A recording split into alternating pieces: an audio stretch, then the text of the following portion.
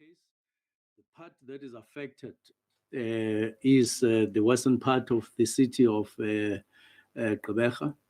And what we are going to do to alleviate the problem in the course of doing the repairs and and maintenance that we are doing there and are going to do, we will send water, mobile water that is in mobile trucks, the water cans, and we will make sure that all the people at least get water on a daily basis.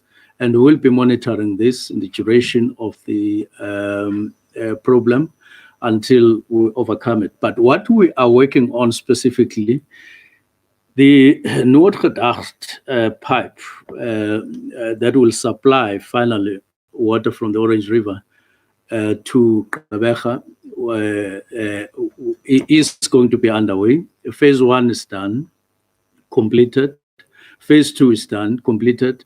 What we now have to do is phase 3, so that the whole of Gqeberha gets a clean supply of water without any disruption. Even though we still have to say, even at that time, we will have to make a humble request to people, and a very strong request, that there isn't enough water meeting our demand, even in that city. And therefore, we want to appeal to them to bear with us and to use water cautiously, because water will be restricted throughout the period. And even in future, there is going to be reasonable restriction of water there.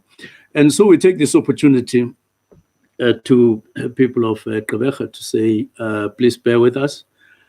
Two things, as I explained: there will be trucks supplying water to the western part, but we are working on, from a meeting right now, we are working on phase 3, just to make sure that we allay the fears of the people of Gqeberha with regard to the supply of water.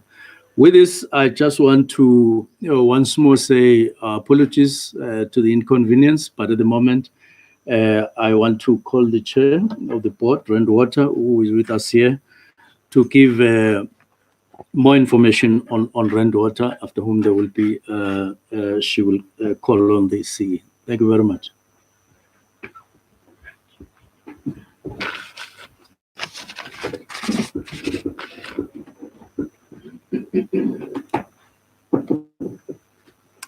Thank you, Minister, and good afternoon, ladies and gentlemen, and colleagues, and good afternoon to the viewers and listeners at home.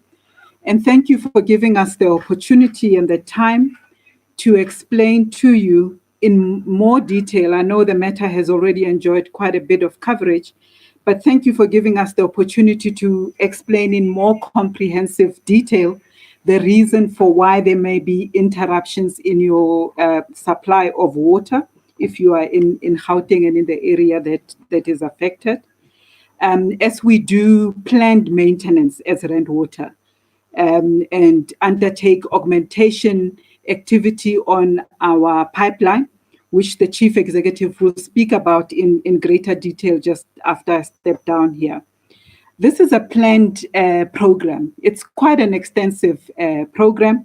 Sometimes when we undertake parts of the program that we're busy with that, is lasting actually quite a few years, our capital program, our renewal program, you don't even feel it or you don't even see it. But the part that is being undertaken at the moment is so extensive that it does require this kind of communication, because it may impact businesses and citizens in Gauteng.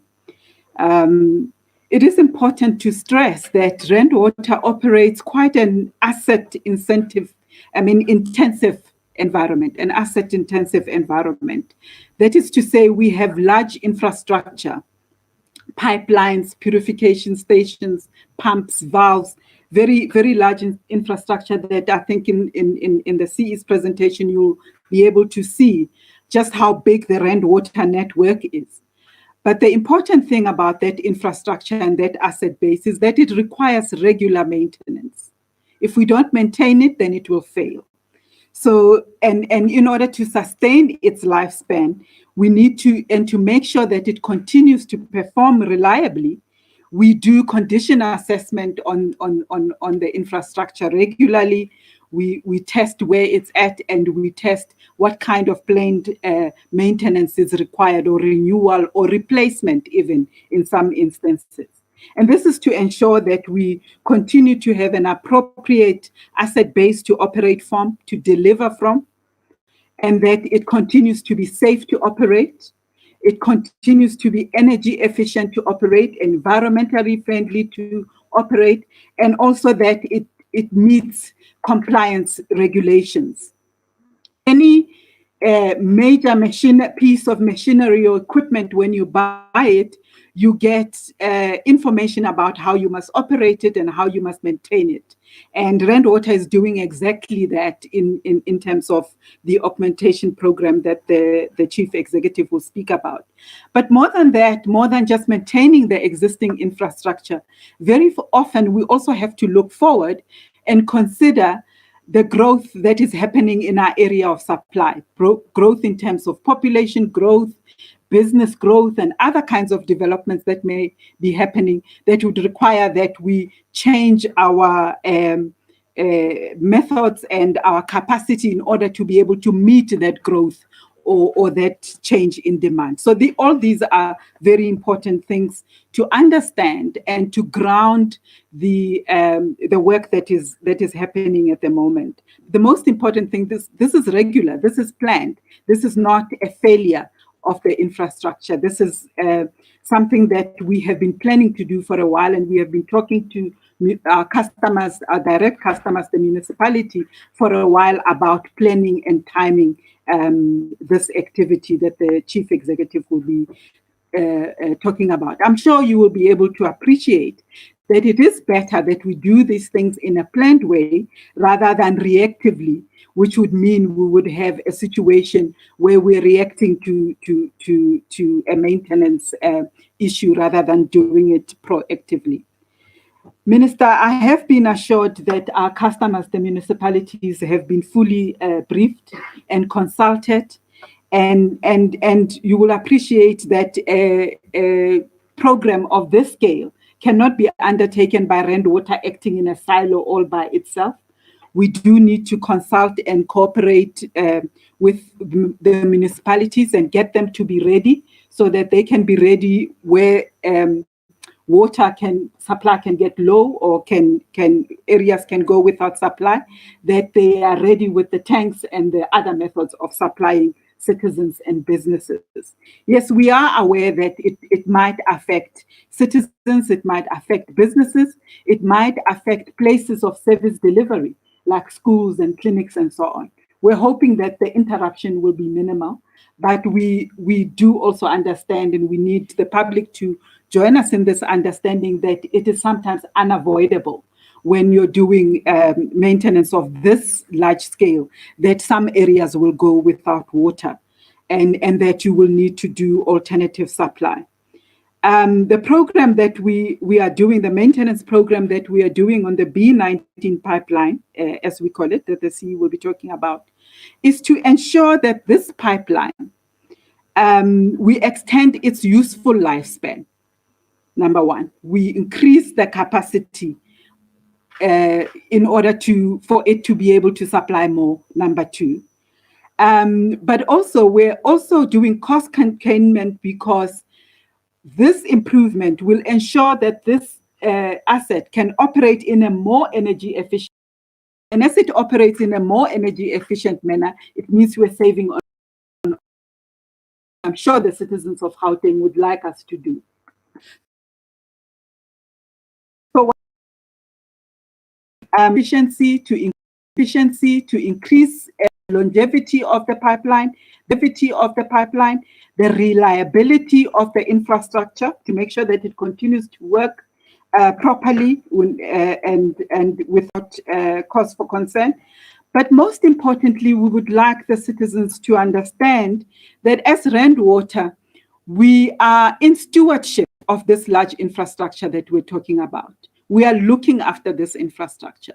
We don't just want to use it for today, to supply water today, but we want to make sure that this infrastructure that is in our hands continues to be able to supply of Gauteng and beyond into the future. And so it's also about sustainability of the infrastructure and to use it responsibly and to take care of it responsibly. So that is the plea that I'm making, Minister, to the citizens, is to say that we understand the inconvenience, but please also do understand that we are doing what we actually are supposed to do, to look after the infrastructure. And at this point, I would like to hand over to the Chief Executive, Mr. Sipho Musai, who will go into more detail about what exactly is happening with the B19 pipeline.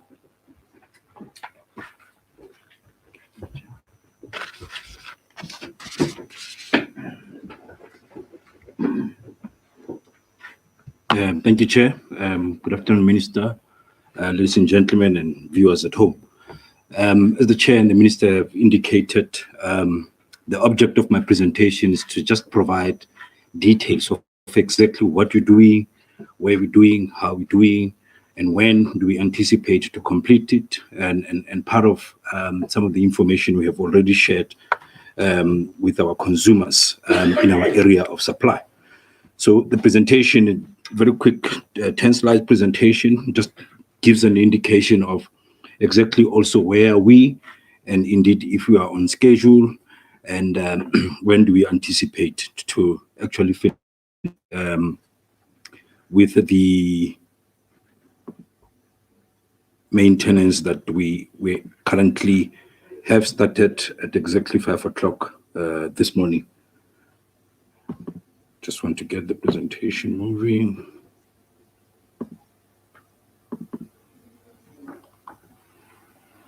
Anyway, it's not moving up there. But be it as it may, I just wanted to just share with you how complex this system is that we are operating as rainwater. Could we have somebody assisting to just ensure that that moves? I think it would be very interesting piece of information for viewers to see at home.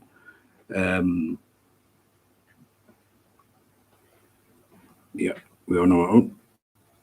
Yeah, the essentially, as it has been indicated, rainwater uses a network of pipes to supply water. Across the length and breadth of our area of operation, we've got about 3,500 kilometers of those pipes. Some of the pipes, and most of them, are drinking water pipes. Essentially, they take water from a purification station into the municipal reservoirs. But we do also have pipes that take water from the catchment. They call them raw water pipes. These pipes essentially take water, raw means not purified yet, from the Vaal River system, but mainly from the Vaal Dam. And these pipes convey that water into our purification works. We purify, then we distribute in bulk. The B19 and B11, I think one of the things that I also need to explain is that we give our pipes names.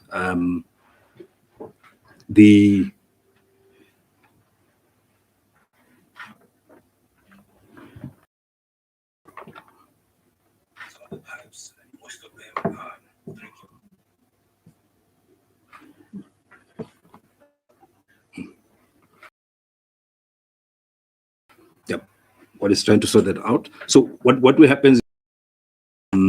So the B11 is a name. So the B11 is a name and the surname of a pipe. So the pipes that are taking water from Vereeniging into the areas of our supply, there are A lines. The pipes that are taking water from our Zekerbosch treatment works into our pipe network are B lines.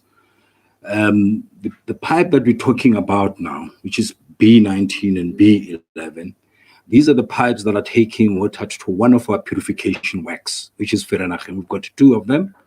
We've got Zekerbosch, which provides 2/3 of our water supply, and Vereeniging that provides only 1/3 of our supply. On average, we supply about 4,600 million liters of water a day. Vereeniging supplies 1/3 of that. So this B9, B19, and B11 only takes about 600 million liters of raw water into Vereeniging. So what we're talking about, we're talking about only the maintenance of a pipe that will affect only about 13% of our purification works. So I repeat again, and this is extremely important. This is not the entire shutdown. This is not the closing of, this is not the cutting of water. We supply 4,600 liters of water a day. We are only taking out 600 million liters of a day. That is why most of the areas this morning that may be affected by water still had water, precisely because it's not a complete shutdown, it's a limited shutdown of a pipe that takes water into one of our purification works. And indeed, there are other many pipes that do exactly that. That is why it is really not a cut-off and a shutdown. So essentially, what we're also wanting to do, or perhaps, in fact, not also, but the first thing is that what is this thing B19 that we're talking about? As we speak, we have a pipe called B11, takes water to Vereeniging. What we are wanting to add and do, as the chairperson and the minister is saying, is to add an additional pipe. In fact, we have added that pipe, one, to assist us to provide additional water, raw water, into Vereeniging purification work going forward. So it's an augmentation in that way. So we are adding additional pipes to augment and supplement the water. We all know that South Africa is looking at various developments, and none of those developments can really take place if there is no water. So the first and most important thing is that this B19 is intended to augment. But parallel to that, as has been indicated, it gives us the flexibility to also shut other pipes down in future to be able to maintain the pipes that we have. So that's where the flexibility is coming through. So the second thing is augmentation. The first thing is augmentation. The second thing is the issues of maintenance. But what we do, all of our pipes are cross-connected, precisely because if we have a problem in one pipe, we're able to move water into another pipe. So the benefits are really threefold. We're meeting future demands by adding new pipe, but we are also giving ourselves an opportunity to refurbish and maintain going forward. But I think it's also important, lastly, to people to know that our pipes are cross-connected, so we can move one pipe to the other. So really, this is actually a culmination of what you call a 10-year augmentation plan that started from 2009, where we are adding additional infrastructure and pipe network into the system. Many that travel and drive through the length and breadth of Gauteng, you've seen a lot of pipes. People were worried about what these pipes are, but indeed, it's an indication that the tariffs are working for us, precisely because now we are adding this infrastructure on the ground to not only assist us to ensure that we have water now, but to have water in the future through our augmentation plans. So in terms of breaking it down, this 54-hour maintenance, the first thing that we're going to do in these pipes is to isolate and drain them, the ones that are currently having water. After we do that, after scouring and isolating these pipes, we'll then start cutting the sections out so that we can be able to connect the new and the old pipes. Our estimation of the first portion is that it will take us 11 hours. I'm happy that the first portion of this maintenance has been done. It has been done around 8 hours. So we are on schedule.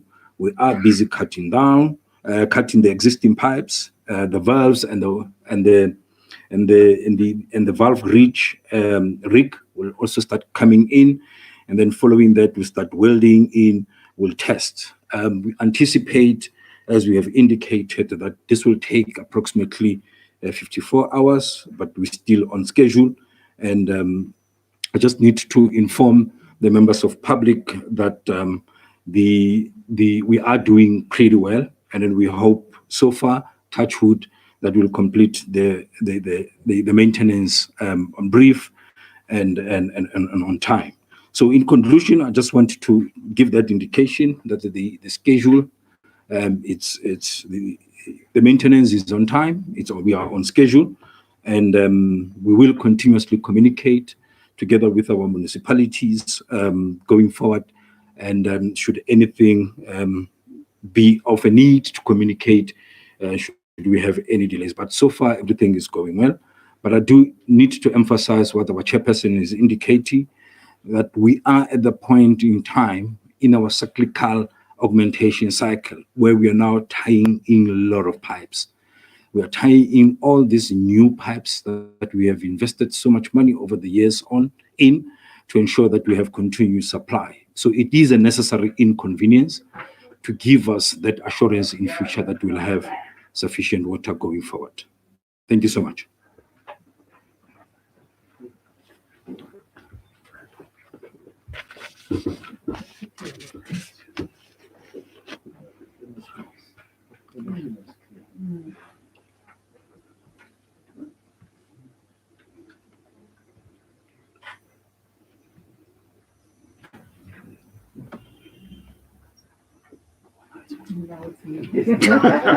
As soon as you finish.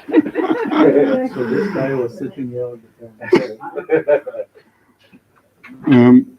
Thank you very much, Minister, Chairperson, and CE. We are now, colleagues, at that point where we're going to take questions, if there are any. And if there are no questions, it's okay. We don't have to manufacture them. What we are going to do, Minister, is we're going to start with questions from the floor, and then we'll go onto the platforms in case there are questions on the platform. Just to indicate, colleagues, that we would ask you that you follow in our example. My name is Sputnik Ratau. I'm the spokesperson for the Department of Water and Sanitation. So when you ask your question, if you could please identify yourself and the media house that you represent, and also indicate who you are directing the question to so that we can be able to better manage that process. We'll start on the floor if there are any questions. These lights are very bright. I see one, I see another to my left and a third. Shall we take these three as a beginner? Okay, the ladies first. My name is Gauteng Sopoto. I think, can you use the mic? I think there's a mic on your table. Yeah. Can you hear me? Yes.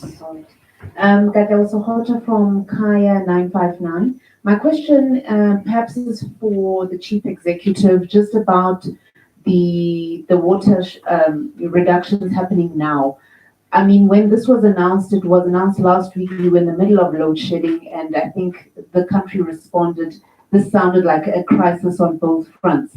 So I guess my question is just, could this have been done earlier at all? Was it possible? Did it have to happen now? Yeah. It's about timing. Okay, thank you. Shall we go? Oh, he's in. Yeah. I'm Aviwem Dila from ENCA. For Rand Water, maybe, just on the status of the infrastructure, we hear that it's quite aged.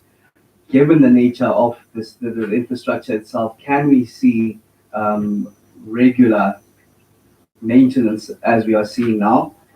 And maybe just an indication of, could this have been avoided given the pandemic that we're in and the encouragement of using water regularly? And then just for the Minister, can we get an overall picture, Minister, of the status of the water in the country? Because we do understand in Quebec, as you mentioned, the dam levels there are below 5%, for example. I've been in areas such as Port Alfred where residents say they haven't had water for the majority of the year from their taps. And even a lot of them haven't had water from their taps from last year. So how are you attacking those situations, given that they say they don't see these water tankers coming in regular, not only in Port Alfred or Quebec, areas such as Malota, Pofong, in Free State have had no water for quite some time now, which would suggest that there is some sort of a crisis. So what's the status nationally, Minister? Thank you. I'm Saudi from Newsroom Africa. Just to follow up on the maintenance plan. Can you hear me now? Yeah. Okay, I'm Saudi from Newsroom Africa. A question to the Minister and to the CEO of Rand Water. You had, for the CEO mentioned that the plan is about 54 hours maintenance plan to isolate and cut the pipes. So firstly, I wanted to find out, 54 hours, is that a best case scenario or is that worst case scenario? Or are you anticipating it could take longer? Why would it take longer if it does? Or is 54 hours your absolute cutoff time in terms of these disruptions? And secondly, where exactly is the maintenance happening? You mentioned an area, 3.5 thousand kilometers of infrastructure, B9, B11. For the layman on the street, where exactly would this maintenance be happening? Which part of the province? Thank you.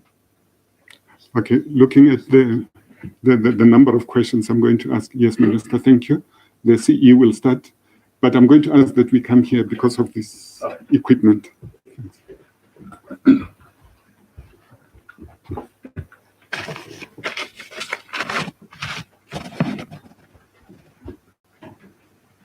Right. Yeah, I think now that the gadgets are working, perhaps I should start with the last question of exactly where it's happening, and then the presentation up there, I think, and probably follow my pointer. So what you're seeing here that I'm circling is what you call Vereeniging purification works. This is where we purify water.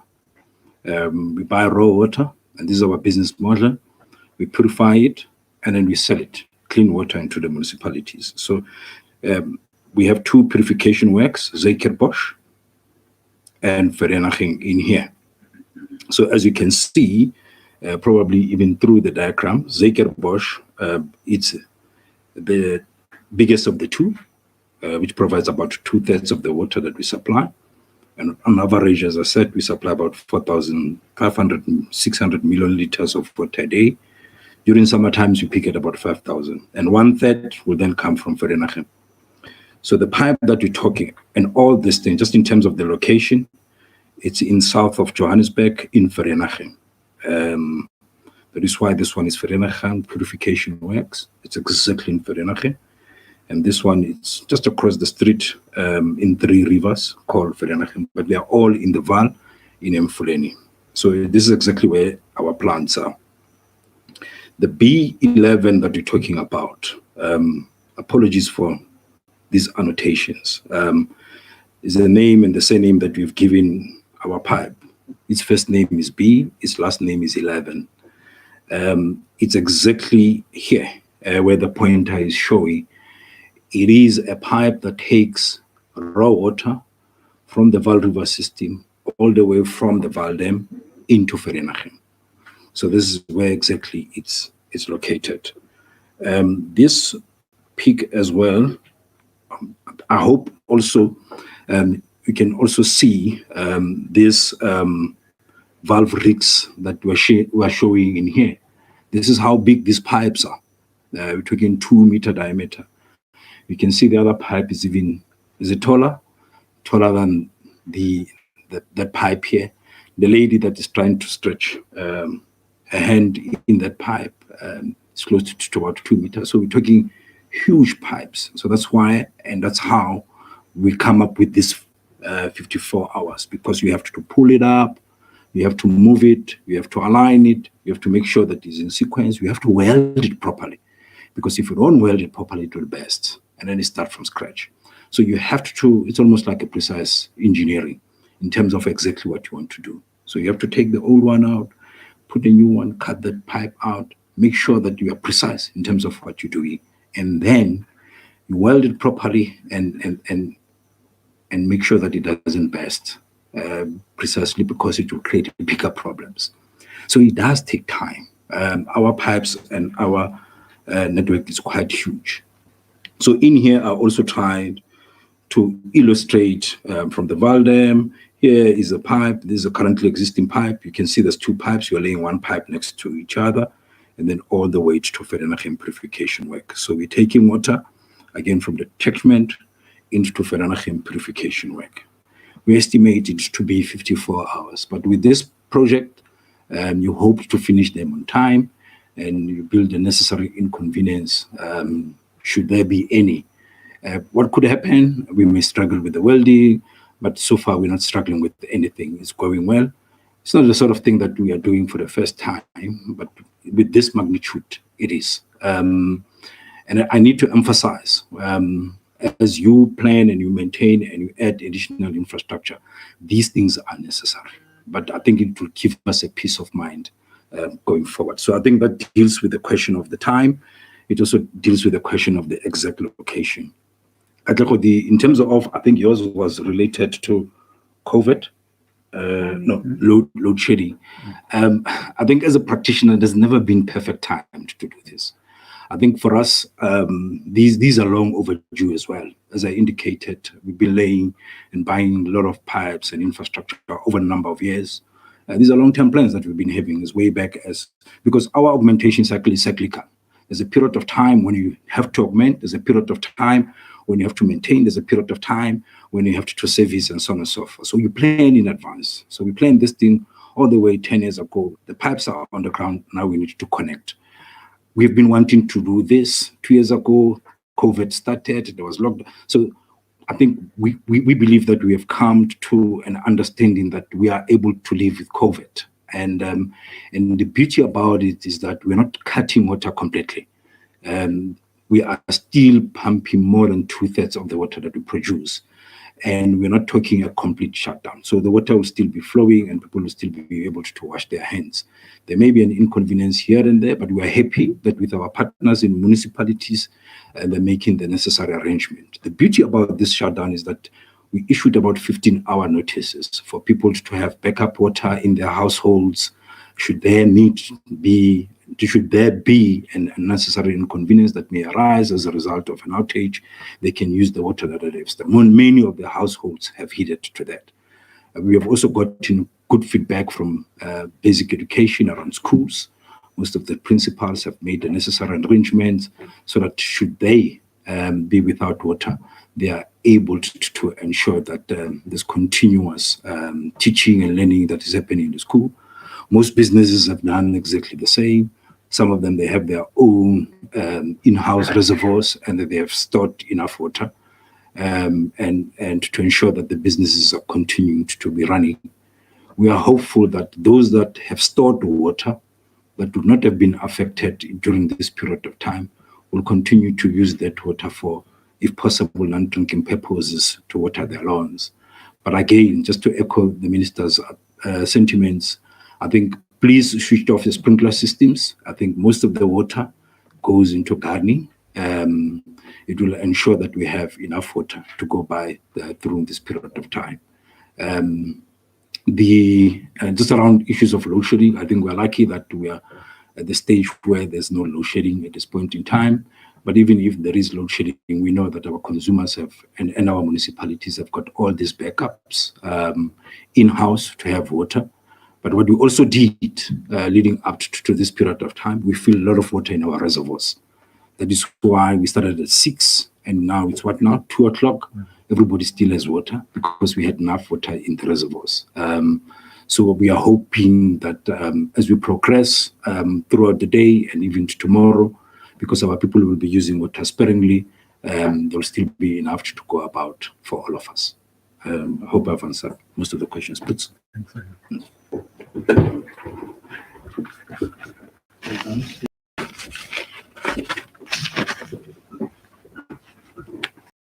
Well, the sea likes saying the beauty about it. The one that he forgot was to mention that finally the system was showing very well. And to residents who are at home at the moment were able to see exactly what we are talking about, so that people are assured that we're actually speaking the truth here and not creating a fuss. On timing, just over and above what CEO was saying, Chair, I think it could have been worse if we wanted to start this just before Christmas. You would have really had the reason to question the timing of rainwater to do repairs. Now it's way before so that people, by time we come to Christmas and families join one another, members join one another, and so on. People are relaxed, and there is water. Now, let me just answer your question on overall, the situation overall. The situation overall is South Africa is a water scarce country. In other words, South Africa has less water than its needs overall. We are talking about domestic water for various uses. You are talking about water to sectors of business like agriculture, like industries, like normal business, commercial business, and wells. Now, the water that we have at the moment, if you lift your eyes and say, how much water do we have in the country? It will always be less than the demand. But that does not mean we are in a crisis. If we manage the water that we have, water that is available at the moment, we will continue.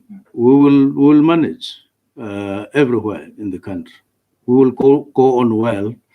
In other words, meeting the constitutional obligation that water is a right, but also meeting our own mantra that water is life.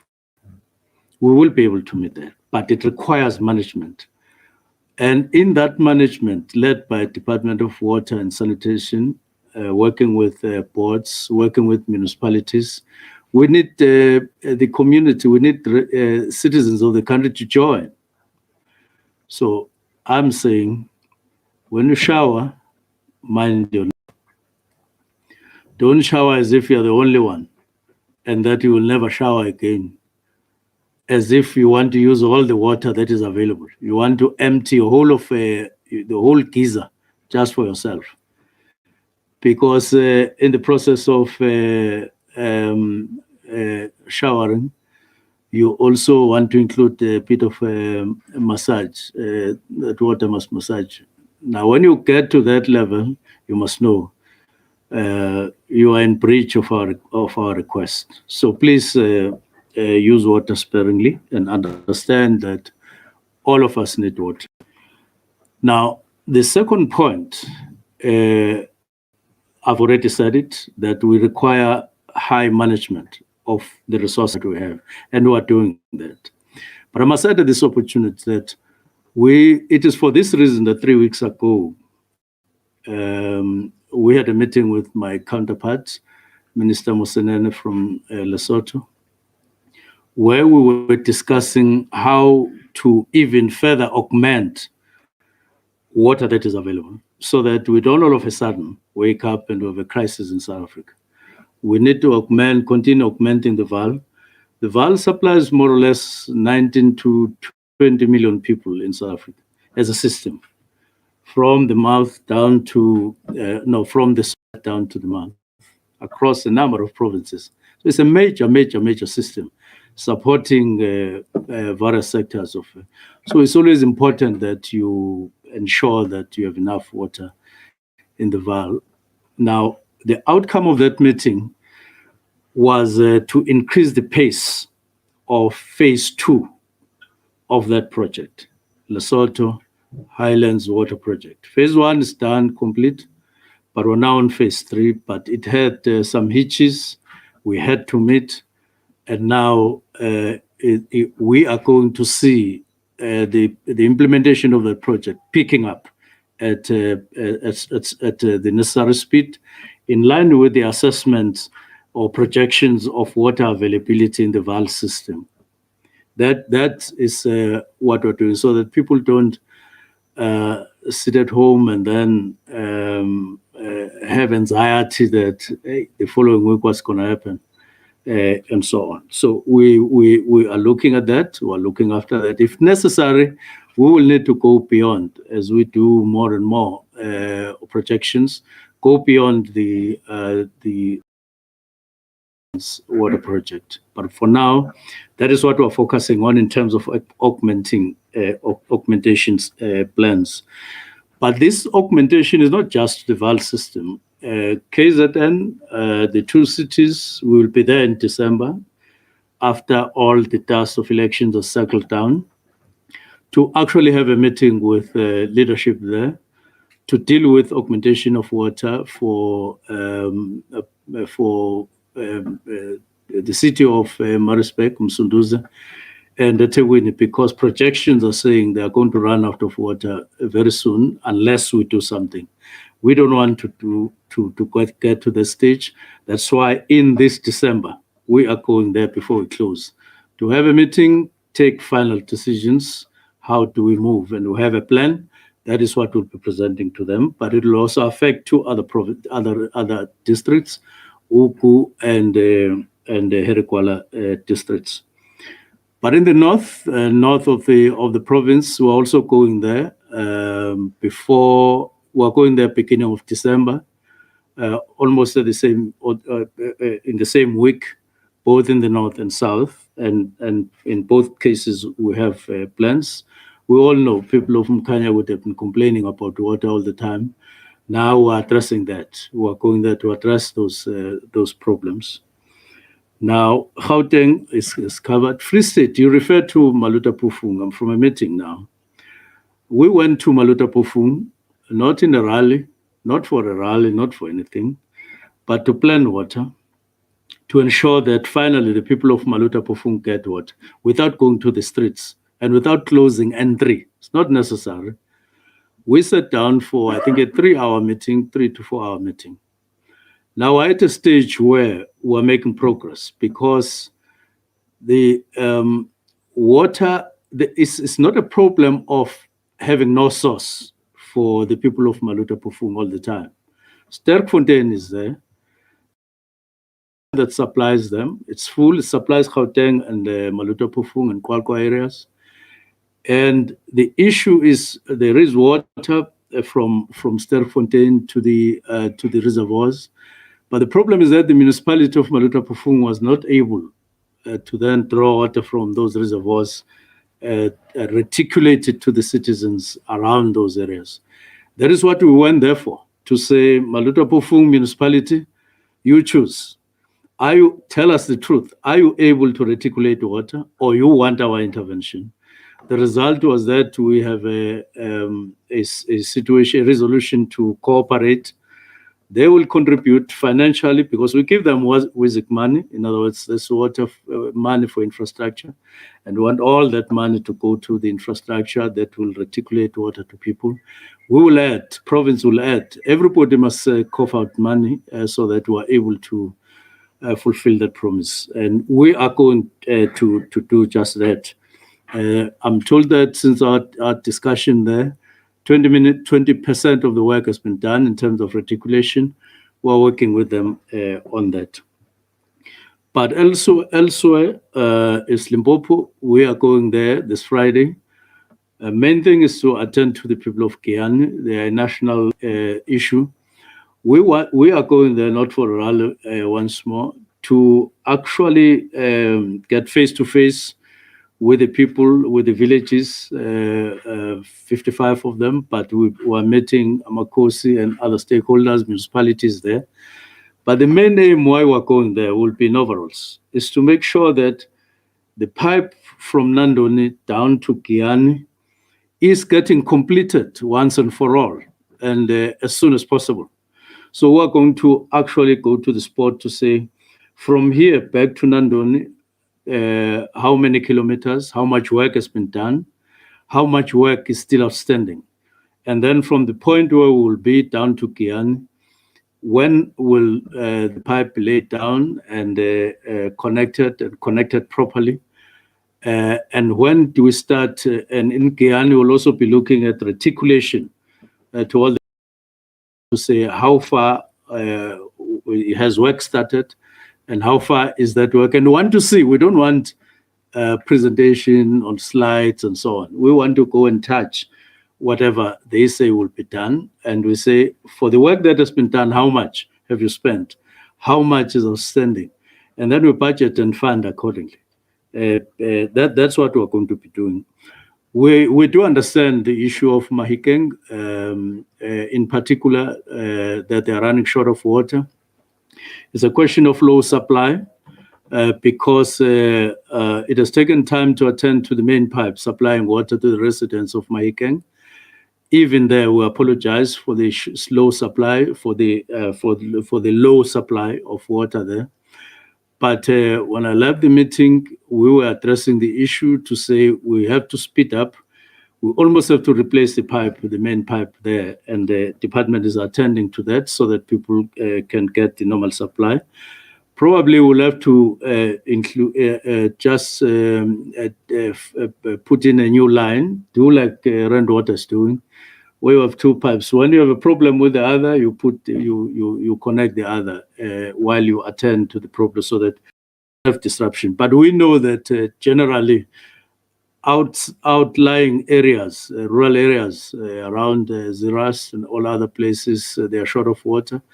And we are going to get there and deal with their issues, both urban and rural. Nobody's going to be left out without water. And we in Northern Cape, for now, our focus is on Vaal, which we are doing with the business sector. We were going to get an update today on how far the partnership has gone, so that we have that scheme running up and up and running.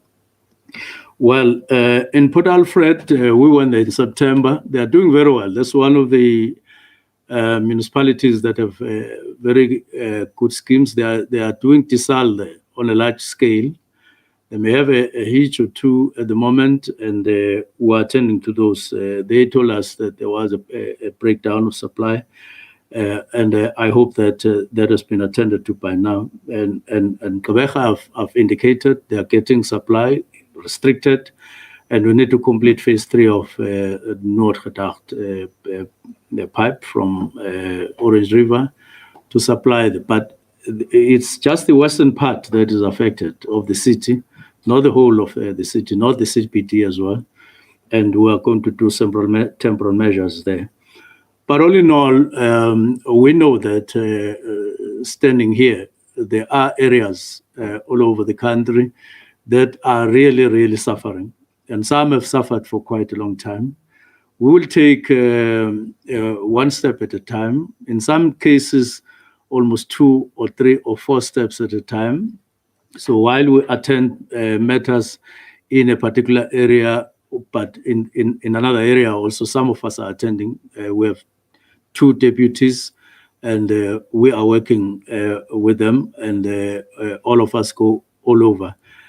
But within reasonable time, we will have covered. Of course, for now, our focus is the key schemes, the major schemes to supply water, whether it is Kukuni, whether it is down in Mokopane and around that. We know they have been complaining about water. And we're going to cover them because we have agreed on a scheme from Flag Boshelo Dam that will run to Mokopane but cover Mkhalakwena up to Polokwane. And so our job is cut out for us, and we're focusing on that. Once we're done with major schemes, bulk water, therefore, we will then attend to reticulation, because that's one area where we are having a letdown. In some cases by municipalities that are not functional, districts that are not functional. We're not going to go this way and that way. We're going to ask for Section 63 to intervene.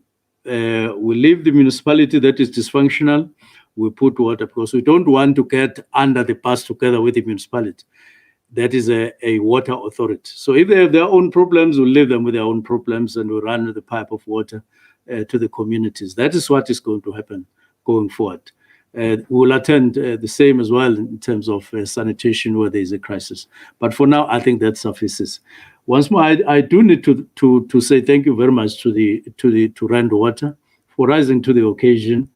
Face the people of South Africa. Explain yourselves in terms of what you are doing, and what they are doing. They have our full support in it, and they are doing it professionally.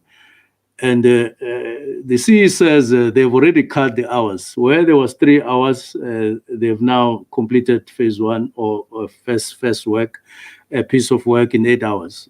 And that is what we appreciate. So it might, and all in all, it might not be 54 hours. We might give ourselves a discount. Just Rand Water having their hands dirty and at work more than 24 hours a day, CE, without any bonus. That is what we need to try so that we meet the demand. Thank you very much.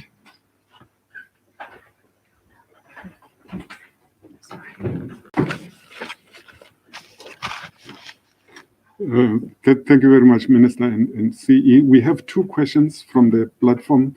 Ishmael, if you can assist us, please. And then we'll come back to take the last round of questions if there are any on the floor. Thanks, Chairperson. We actually have about 5 questions. Oh. The first one is Celine Delok Masikani from ENCA. How much is the cost of this maintenance work, and what informed the time frame of 54 hours? The second set of questions from Tando Maeko from Business. Can the Minister please give us an update on the process to take over responsibility from the City of Tshwane in order to resolve water supply issues in Hammanskraal as committed to residents of the area in October? The following questions are from Nandika Dips from Hot 102.7 News. Are there contingencies in place to deal with that may arise in order to ensure the process is not halted but completed efficiently? With water challenges across the country, there are still many instances of burst pipes and leaks that take a while to attend to. Are there plans in place to efficiently deal with these issues by utilities and government? The following questions are from Sinokukanya Mtambo from Jacaranda News. What are the risk factors associated with maintenance work of this nature? In essence, is there any risk that the work may not be completed on time, calling for an extension of the water interruptions?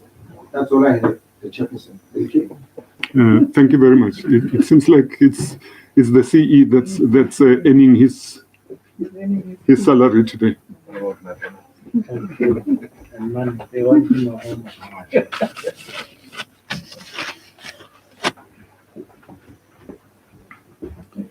Yeah, I think the first question is around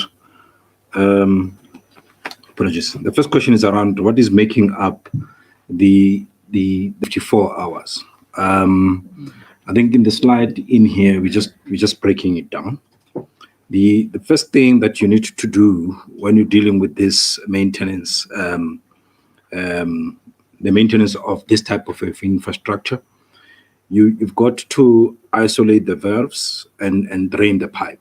As we indicated, that these are live pipes. They have water. Renota is a 365 to 247 business. So our pipes are always carrying water. What you do, you close the valves, you isolate that pipe, and the water that is in there, you scour it or you drain it. So you remove the water completely out because you want to connect a new pipe. So because of the nature and the sheer size of our pipes, we anticipating that work will take 11 hours. Where does 11 hours come from? This comes from our historical experience of dealing with this sort of works. I then indicated that what you then do is to start, cutting into the pipes and the valves and the chambers with the new valve rigs. These valve rigs actually part of the valves that we're going to be connecting through chambers, so that we're anticipating it to be around 35 hours. I think most of the work has to do with the lowering and alignment together with the welding of the valve rigs. So essentially you have a pipe, you remove the valves and the valve rigs in the chambers, you put them back. Because of the sheer size of these, what you need to do, and this is where the time comes in here, you have to lift those rigs up. After you have lifted these rigs up with the crane, you move them, you put them into the valve chamber so that it aligns with the pipe. That alignment is critical. As you would imagine, we're talking huge infrastructure. It will continuously be moving up and down, oscillating. You have to lower it and be precise. Because as soon as it's precise, it must sit exactly where the pipes is currently existing with these chambers. After it sits exactly in that period, in that space, you've got to weld. Welding of this nature is precise engineering. You've got this a certain type of welding, it has to happen and be spot on. That's where most of the time is. So we have laid pipes bigger than this. Our biggest is 3.5 meter diameter. This is 2 meter diameter. So again, the 30 plus hours that we're talking about really comes from that. What you then do, you have to test. After you have tested, you have to make sure that there's no air. You have to open the valves so that it doesn't lock. After you have done that, then you start filling it up. You fill it up slowly, and it gets there. So that really takes time, precisely because of all this detailed work that I'm explaining. We are anticipating and we're basing on our experience that it will take that amount of time. Touch wood, we may do it earlier, but we have to do it in time. What could happen? This is engineering and we deal with issues here. We may struggle with the alignment. It may take us a lot longer than we want. We may struggle with the welding. We may struggle with taking the air out. We may struggle with filling it up. But certainly from our experience, we should be able to complete it in time. So those are the risk factors that we're dealing with. What contingencies do we have? I think, as I indicated, that we ensure that we have sufficient water in the system.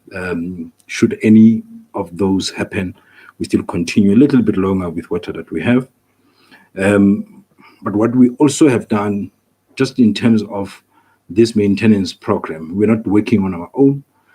We have also requested contractors, external contractors, to work with us, to assist us, to ensure that we have more than enough capacity beyond rainwater expertise, and have contractors on site to support us to ensure that we mitigate the risks that may arise. So we do in place have specialists in these areas to deal with that. Best pipes, sorry, and the leaks that are happening in the reticulation, I think the minister has attended that. Most of these are happening in the municipal space, and at least from rainwater point of view, we work hand in glove with them to attend to those. I think it is a distribution issue, and we are happy that, as the minister indicates, that the next phase of his intervention is to work with Water Services Authority to assist them to deal with the issues of water provision. As we know, that there's a serious challenge with municipalities losing water through non-revenue water, and that needs to be turned around.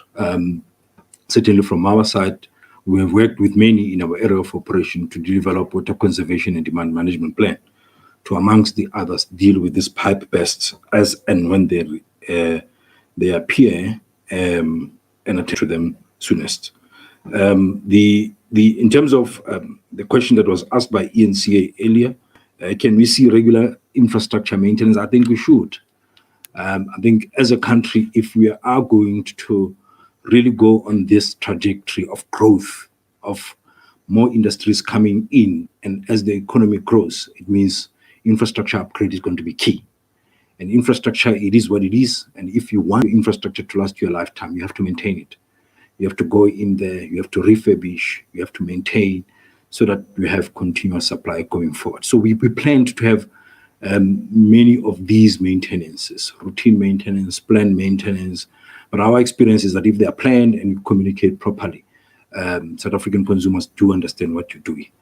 But people are saying it's a necessary evil. It's not a necessary evil, it's a necessary angel, precisely because that we are doing a good for the benefit of our consumers and the society going forward, particularly as we go towards augmentation. You need to do all this maintenance. So yes, we do have routine maintenance. We have planned maintenance of various sizes and shapes. Some will affect consumers, some may not. But those that we think affect the consumers will ensure that we communicate in advance. Thank you.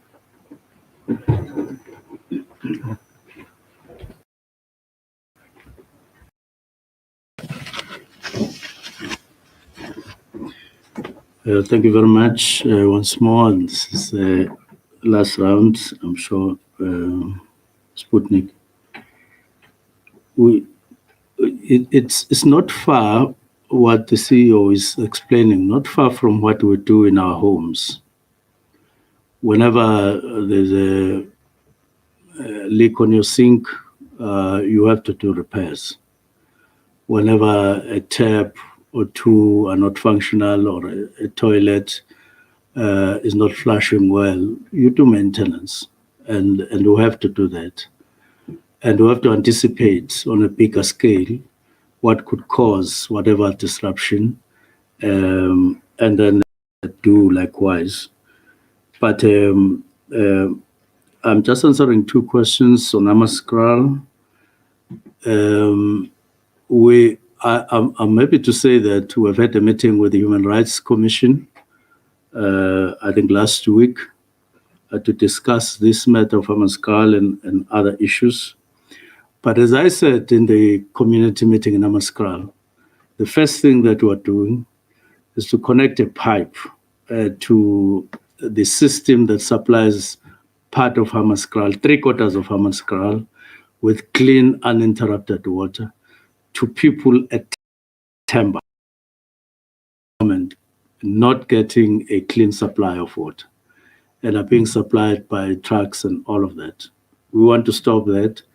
We want to connect a pipe from areas with clean water to Temba as a temporal measure so that they get clean water while the rest of the problems are being attended to. And what are we going to be attending to? Attending to the whole of the system that supplies them with water, the river, cleaning the Apis River and another tributary, and then dealing with the dam, and then dealing with the reservoirs that supply them, and they will get clean water. But in the meantime, we just want to put clean water. When I left the office now, they were dealing with that matter. We were having a Gauteng Office of Water and Sanitation to report on costing and time of laying that pipe. It's a 5-kilometer pipe, very short, and it shouldn't take us years to deal with that. So we're getting there. So we've had a meeting with the Human Rights Commission, and we are agreed in terms of how we move forward. But we are going to be completing our assessment of taking over Gauteng. I mean, not Gauteng. Taking over Tshwane water, if finally we have to. But our attitude is that Tshwane is quite problematic.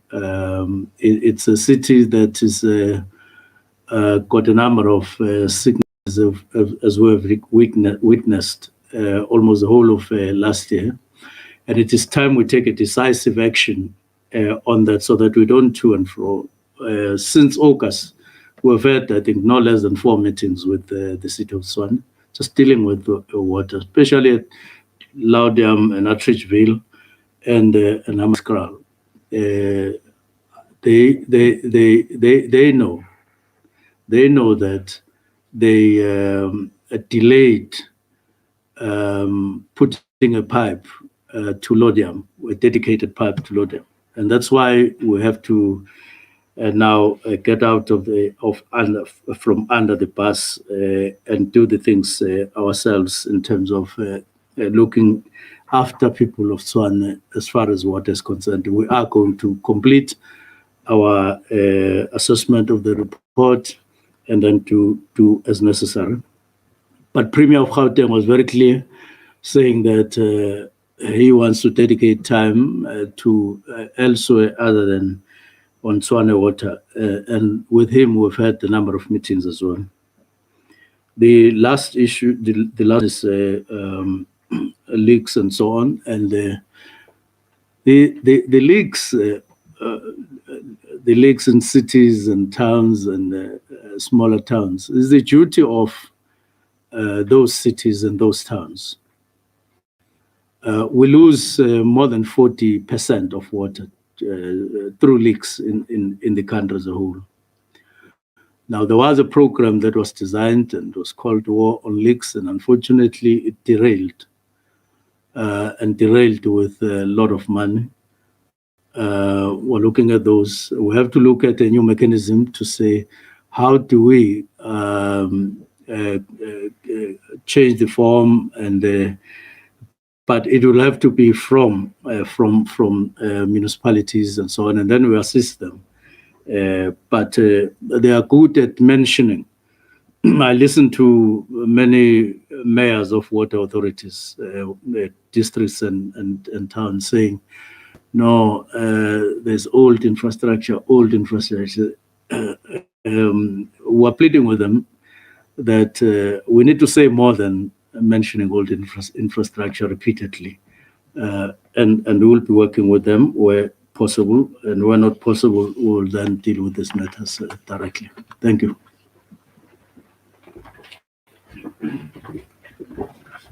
Thank you very much, Minister. Colleagues, in the interest of time, we have to bring the briefing to a close.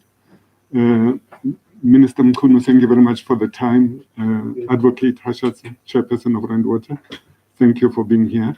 CE, thanks for the engineering lesson. Very brief, but very helpful. Colleagues, thank you very much for the time that you've offered us for this afternoon. Thank you very much. We close the meeting.